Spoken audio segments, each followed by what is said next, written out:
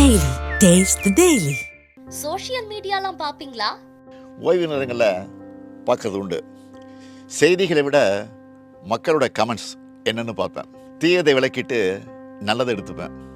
யாராவது கோரிக்கை வச்சுருந்தா, அது நியாயமான கோரிக்கையாக இருந்தால் அதை தீர்த்து வைக்க சொல்லி சம்பந்தப்பட்ட அமைச்சர்களுக்கு அதிகாரிகளுக்கும் அனுப்பி வைப்பேன்.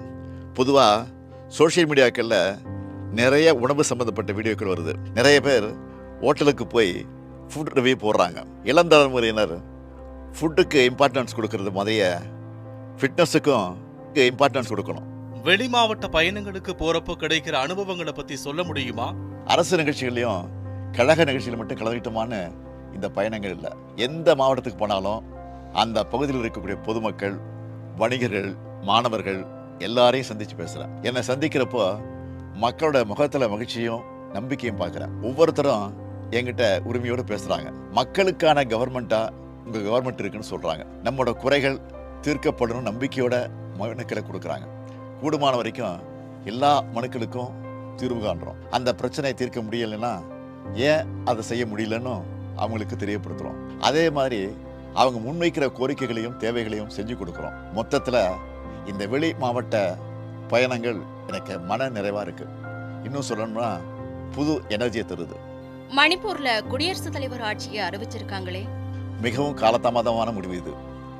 அந்த மாநில முதலமைச்சர் பிரேம் சிங் அவரா ரிசைன் பண்ணல, வேறு வழி இல்லாமல் பதவி விலகி இருக்கிறார். 2 ஆண்டு காலமாக மணிப்பூர் பத்தி எரிஞ்சுது. 220 பேருக்கு மேலே மக்கள் பலியாகியிருக்காங்க.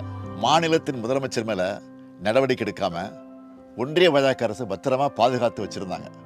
நடந்த வன்முறையோட பின்னணியில் மாநில முதலமைச்சரே சம்மந்தப்பட்டிருக்காருன்னு இப்போ அவர் பேசின ஆடியோ வெளியாகி இருக்கு.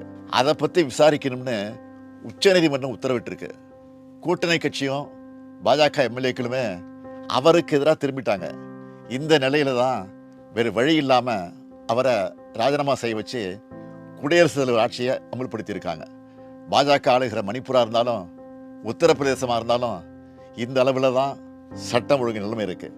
இந்த லட்சணத்தில் இவங்க அடுத்த மாநிலத்தை பற்றி கூச்சம் இல்லாமல் பேசுகிறாங்க. நம்மளை பொறுத்த வரைக்கும் மணிப்பூரில் விரைவில் அமைதி திரும்பணும். மக்களை காக்கிற, மக்கள் விரும்புகிற மக்கள் ஆட்சி அமையணும். பாதகம் செய்பவரை கண்டால் நாம் பயம் கொள்ளலாகாது பாப்பா. மோதி மிதித்து விடு பாப்பா, அவர் முகத்தில் உமிழ்ந்து விடு பாப்பா. அண்மை செய்திகளை உடனுக்குடன் தெரிந்து கொள்ள இணைந்திருங்கள் எம் நாடு தொலைக்காட்சியுடன்.